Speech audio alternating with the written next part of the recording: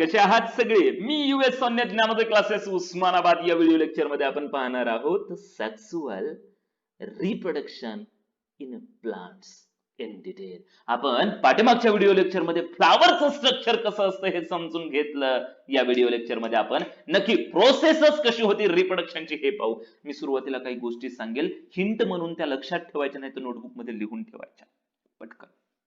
Male flower काय म्हणतात त्याला? एंड्रोशियम. फिमेल फ्लावर काय म्हणतात?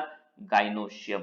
जर मेल आणि फिमेल एकाच ठिकाणी प्रेझेंट असेल तर, एकाच फ्लावर मध्ये प्रेझेंट असेल तर बायसेक्सुअल फ्लावर. Example hibiscus. जर मेल फ्लावर वेगळं असेल आणि फिमेल फ्लावर वेगळं असेल तर युनिसेक्सुअल फ्लावर. Example papaya. चलो, मेल गॅमेट म्हणजे एंड्रोशियम काय तयार करणार? त्याचं नाव काय? Mail gamete pollen grain. Female gamete egg. लक्षात ठेवायचं. थोडं बेसिक गोष्टी आहेत. तुम्हाला जर आता इथं जे डायग्राम मध्ये दिसतंय ते अगोदर सांगतो मी. हे आहे गायनोशियमचं स्ट्रक्चर. म्हणजे हा वरती आहे स्टिग्मा. काय आहे हा? स्टिग्मा.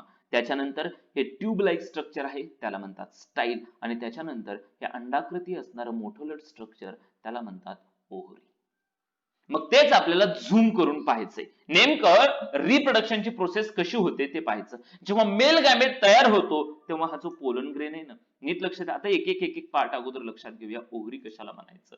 हे आहे ओव्हरी. त्याच्यानंतर हा ट्यूब लाईक पोर्शन आहे, त्याला म्हणायचं स्टाईल. आणि हे आहे स्टिग्मा. या स्टिग्मावरती जेव्हा मॅच्युरिटी येते तेव्हा पोलन ग्रेन्स येऊन पडतात. कोण पडतं? Pollen grain. म्हणजे पोलन ग्रेन कोण आहे? मेल गॅमेट आहेत त्याच्यामध्ये. लक्षात येतं? पोलन ग्रेन तयार होतात. आणि ही जी प्रोसेस असते, transfer of pollen grains from, कुठं तयार झाले पोलन ग्रेन? एंथर मध्ये. एंथर कोणता पार्ट होता? ज्याला फिलामेंटनं कनेक्ट केले तो एंथर, ज्याला आपण स्टेमन म्हणतो. स्टेमन एका त्या पूर्ण स्ट्रक्चरला हे स्टेमन जे असतात हे एंड्रोशियमचे इंडिव्हिज्युअल मेंबर्स असतात बघा, लक्षात ठेवायचं. आणि हे जे पोलन ग्रेनचं ट्रान्सफर असतं कुठून कुठे? Transfer of pollen grains from anther to stigma. Anther कडून स्टिग्माकडे ट्रान्सफर होण्याची जी प्रोसेस आहे याला म्हणतात पॉलिनेशन. लक्षात ठेवायचं वरते टपरीवर. The transfer of pollen grains from anther to stigma is called pollination. Pollination म्हणायचं. आता बघा बरं, हे पोलन ग्रेन्स कसे ट्रान्सफर झाले आणि काय होतं? हे पोलन ग्रेन्स आहेत ना, जेव्हा आता बघा इथं शुगरी सबस्टन्स प्रेझेंट असतो या स्टिग्मावरती. ही शुगर ऍब्झॉर्ब करतात आणि नेक्स्ट स्टेप मध्ये काय होतं? या पोलन ग्रेनला एक ट्यूब सारखं स्ट्रक्चर तयार होतं, त्याला म्हणतात पोलन ट्यूब. काय म्हणतात? Pollen tube. ज्याच्यामध्ये हे मेल गॅमेट्स तयार होतात. कशामध्ये? पोलन ट्यूब असते ज्याच्यामध्ये 2 मेल गॅमेट तयार होतात. अगोदर इथं एकच असतो, त्याच्यामधले हे 2 मेल गॅमेट स्पष्टपणे तयार होतात. 2 मेल गॅमेट्स तयार होतात, लक्षात ठेवायचं. आणि हे 2 मेल गॅमेट्स कुठं जातात? तर हे 2 मेल गॅमेट्स खाली जी ओव्हरी प्रेझेंट आहे, या ओव्हरीमध्ये नीट लक्ष द्या. या ओव्हरीमध्ये हे छोटे जे स्ट्रक्चर प्रेझेंट आहे त्यांना ओव्ह्यूल्स म्हणतात. काय म्हणतात? इथं पाहूया आपण. काय म्हणतात? ओव्ह्यूल्स. मग हे जे ओव्ह्यूल आहे, एका ओव्ह्यूल मध्ये एम्ब्रियो सॅक प्रेझेंट असते. हे जर झूम करून कधी पाहिलं आपण, हेच एक ओव्ह्यूल काय केलं इकडं झूम केलंय. नीट लक्ष द्या. ओव्हरी मध्ये किती ओव्ह्यूल आहेत? Multiple ovules may be present here. आणि ह्या ओव्ह्यूल मध्ये एम्ब्रियो सॅक प्रेझेंट आहे. मग ह्या एम्ब्रियो सॅकचं कसं स्ट्रक्चर असतं ते लक्षात घेऊ. लक्ष द्या बरं. ही एक ओव्ह्यूल आहे, याच्यामध्ये ही एक एम्ब्रियो सॅक आहे. इथं ओव्ह्यूल आहे तर त्याची पण एक एम्ब्रियो सॅक असू शकते. काय असू शकते? एम्ब्रियो सॅक म्हणायचं. मग ह्या एका एम्ब्रियो सॅकचं स्ट्रक्चर कसं असतं हे आपण डिटेलमध्ये पाहू ना. मग हे मेल गॅमेट जाऊन याच्यामध्ये काय करतात आणि फर्टिलायझेशन कसं होतं ते पाहू आपण. ओके, चलो. अगोदर पाहूया आपण एम्ब्रियो सॅक मध्ये कसं असतं. एम्ब्रियो सॅक मध्ये आता ही जी सेल आहे, हे जे स्ट्रक्चर आहे, हे स्ट्रक्चर कसं असतं? तर 7 सेल्ड 8 न्यूक्लिएटेड स्ट्रक्चर असतं. 7 सेल असतात पण 8 न्यूक्लियस असतात. आता याच्यामध्ये कशाला काय म्हणायचं ते पाहू. लक्ष दे. आता हा जो बेसल एंड आहे, म्हणजे ह्या बाजूला हा जो बेस आहे, हे ना जे कडाच्या 2 सेल्स असतात त्यांना सिनर्जिड्स म्हणतात. SYNERGIDS. याची प्रॅक्टिस करायची 2-3 वेळा डायग्रामची. मला पाठवायच्या डायग्राम, तेव्हा तुमच्या लक्षात येणार आहे. हे जे कडाच्या 2 सेल्स आहेत त्यांना म्हणायचं सिनर्जिड्स. आणि जी सेंटरची सेल असते ती असते एग सेल. चला पुन्हा समजून घेऊ. त्याच्यानंतर आणखीन लक्ष द्या. त्याच्यानंतर ह्या ज्या कडाच्या 3 सेल्स असतात, या कडेच्या ज्या 3 सेल्स असतात त्यांना म्हणतात अँटीपोडल्स. काय म्हणायचं? अँटीपोडल्स. आणि ज्या सेंटरला प्रेझेंट असणारे जे दोन न्यूक्लियाय आहेत, जो न्यूक्लियस आहेत, त्यांना म्हणतात पोलार न्यूक्लियस. पुन्हा सांगायचं मला, तिन्ही स्ट्रक्चर कोणाला काय म्हणायचं? म्हणजे एम्ब्रिओ सॅक आहे, एम्ब्रिओ सॅक मध्ये असणारे ह्या दोन सेल्स काय म्हणायचं? कमॉन, काय म्हणायचं? छान, एक्स सिनर्जिड्स म्हणायचं. सेंटरला असणारे दोन सिनर्जिडच्या मध्ये कोणती सेल असते? एक्स सेल असते. चला, याकडेच्या तीन सेल्सला काय म्हणायचं? अँटीपोडे पोडे पोडे काय? अँटीपोडल्स म्हणायचं. आणि ज्या सेंटरला प्रेझेंट असणारे दोन न्यूक्लियस आहेत हे, त्यांना पोलार न्यूक्लियस म्हणायचं. मग सर तुम्ही 7 सेल्ड 8 न्यूक्लिएटेड काय सांगितलं ते नाही कळालं, ते समजून सांगा. सांगतो ना समजून. बघा किती सेल आहेत बघा, 1 2 3 4 5 6 सेल आणि 6 न्यूक्लियस. मग 7वी सेल कोणती? तर ही मोठी जी मोठी लट सेल आहे ना, ही 7 नंबरची सेल. झाल्या किती? 7 सेल. आणि न्यूक्लियस किती सांगितले प्रत्येक सेल मध्ये प्रेझेंट असणारे? ह्या 6. आणि सेंटरला 2 असणारे किती? 8. 8 न्यूक्लियस 7 सेल. अशा पद्धतीनं. चलो, हे अशा पद्धतीनं एम्ब्रिओ सॅक प्रेझेंट आहे. आता लक्ष द्या काय होतं ते. ही जी पोलन ट्यूब आहे, या पोलन ट्यूब मधून आलेले हे जे मेल गॅमेट्स आहेत दोन, हे मेल गॅमेट्स खाली खाली सरकत येतात. हे मेल गॅमेट्स खाली आल्यानंतर पहिल्यांदा एक मेल गॅमेट ह्या एग सेल सोबत फर्टिलायझेशन करतो. सॉरी, एक मेल गॅमेट एका एग सेल सोबत फ्युजन करतो. कशासाठी? To form the diploid zygote. Means one male gamete fuse करतो म्हणजे कळतं का ते? एक मेल गॅमेट एका एग सेल सोबत फ्युजन होतं आणि तयार होतो डिप्लॉइड झायगोट.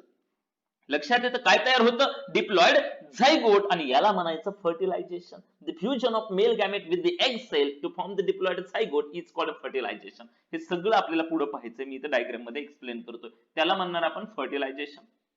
मग पुन्हा काय होतं? तर पुन्हा नेक्स्ट स्टेप मध्ये काय होतं? एकच मेल गॅमेट फ्यूज झाला, दुसरा तर शिल्लक आहे. Second male gamete fuses with this two polar nuclei. दोन न्यूक्लियाय सोबत एकच फ्युजन तयार करतो आणि मग 3 न्यूक्लियसचं फ्युजन होतं तिथं. किती न्यूक्लियसचं? 3 न्यूक्लियसचं.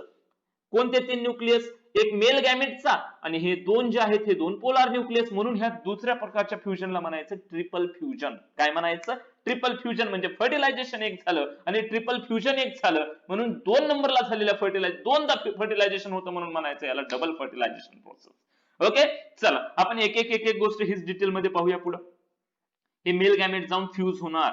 हे असं म्हणते, मेल गॅमेट जाऊन तिथं फ्यूज होणार. चलो आता एक्सप्लेन करूया. मेंबर्स ऑफ गायनोशियम त्यांना म्हणतात कार्पेल्स. एक्सप्लेन केलं. एका कार्पेल मध्ये काय असतं? Ovary is present at the basal end of each carpel. प्रत्येक कार्पेलच्या बेसल एंडला खालच्या बाजूला काय आहे? ओव्हरी आहे. नंतर hello style comes up from the ovary. त्या ओव्हरी मधून हॅलो म्हणजे पोकळ अशी स्टाईल आली आहे, ट्यूब सारखी स्टाईल वरती आली आहे. आणि त्या स्टाईलच्या वरती काय आहे? Stigma is present at the tip of style. Stigma कुठं प्रेझेंट आहे? तर त्या स्टाईलच्या टीप वरती शेंड्यामध्ये प्रेझेंट आहे. Ovary contains one or many ovules. त्या एका ओव्हरी मध्ये एक किंवा अनेक असे ओव्ह्यूल्स प्रेझेंट असतात. And this embryo sac is formed in each ovule by the meiosis. पण प्रत्येक ओव्ह्यूल मध्ये कोण आहे हो? एम्ब्रियो सॅक आहे. एक्सप्लेन केलं मी तिथं. प्रत्येक ओव्ह्यूल मध्ये एम्ब्रियो सॅक आहे. ती कोणत्या प्रोसेसने तयार झालेली? By the meiosis. लक्षात ठेवायचं, कारण तो गॅमेट म्हणून ऍक्ट होणार आहे.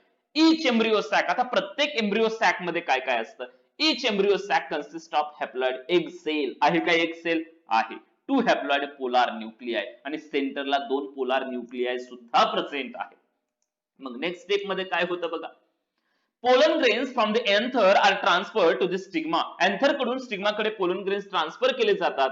या प्रोसेसला म्हणतो आम्ही पॉलिनेशन. सांगितलं मी तुम्हाला, pollen grains from the anther are transfer to the stigma. या प्रोसेसला म्हणायचं पॉलिनेशन. आणि काय होतं बघा, तो जो स्टिग्मा आहे म्हणजे जो बेड आहे ज्याच्यावरती पोलन ग्रेन येणार आहे, that stigma becomes sticky during the pollination. हा स्टिग्मा जो आहे हा स्टिकी होतो म्हणजे चिकट होतो. कधी? जेव्हा पॉलिनेशन होत असतं तेव्हा. आणि मग त्या पोलन ग्रेनला काय येते? Pollens germinate. त्या पोलन ग्रेन जर्मिनेट होतात म्हणजे अंकुर फुटतात. And when they fall upon it such a sticky stigma. जेव्हा असे पोलन ग्रेन्स त्या चिकट स्टिग्मा वरती पडतात, that is a long pollen tube. That is a long pollen tube and 2 male gametes are formed. मग काय होतं? एक पोलन ट्यूब तयार होते आणि त्याच्यामध्ये मेल गॅमेट्स तयार होतात. पोलन ग्रेन जर्मिनेट होतो, अंकुर फुटतो, त्याला कोंब फुटतो, म्हणजे काय होतं तर खाली पोलन ट्यूब येते आणि त्याच्यामध्ये 2 मेल गॅमेट्स प्रेझेंट असतात. Okay, and this pollen tube carries male gametes. या पोलन ट्यूब मध्ये मेल गॅमेट्स प्रेझेंट असतात and that pollen tube reaches the embryo sac by style. ही पोलन ट्यूब काय करते, एम्ब्रियो सॅक पर्यंत जाते. कशाच्या माध्यमातून, स्टाईलच्या माध्यमातून. सांगितलं मी ते, स्टाईलच्या मध्ये पोलन ट्यूब असते आणि ती खाली येते. बरोबर आहे का नाही? पाठीमागे डायग्राम मध्ये एक्सप्लेन केलंय मी, पुन्हा बघा ती डायग्राम. मग काय होतं, the tip of the pollen tube burst and 2 male gametes are released in the embryo sac.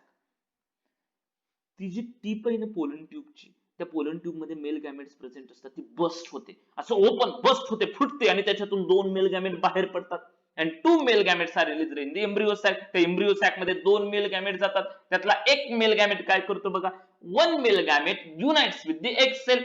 एका मेल गॅमेटचं एग सेल सोबत युनियन होतं, म्हणजे दोघांचा कार्यक्रम होतो. कशासाठी, टू फॉर्म झायगोट. याला म्हणायचं फर्टिलायझेशन.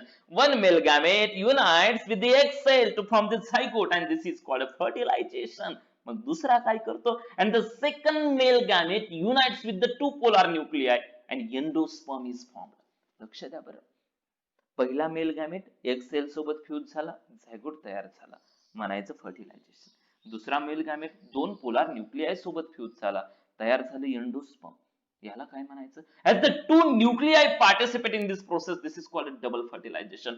2 न्यूक्लिआय या प्रोसेस मध्ये पार्टिसिपेट करतात, म्हणून याला म्हणायचं डबल फर्टिलायझेशन. लक्षात येतंय? चलो, आज के लिए बस इतना ही. जर व्हिडिओ तुमच्या लक्षात येत नसेल, जर तुम्हाला समजत नसेल, तर पुन्हा एकदा पाठीमागे जाऊन व्हिडिओ पहा. फार महत्वाचं कंटेंट आहे हे. रिव्हर्स व्हिडिओ पहा आणि जे अडचण येते, जिथं अडखळतंय तिथं मला फोन करून विचारा, मेसेज करून विचारा. चलो, आज के लिए बस इतना ही. Tata, bye bye, take care.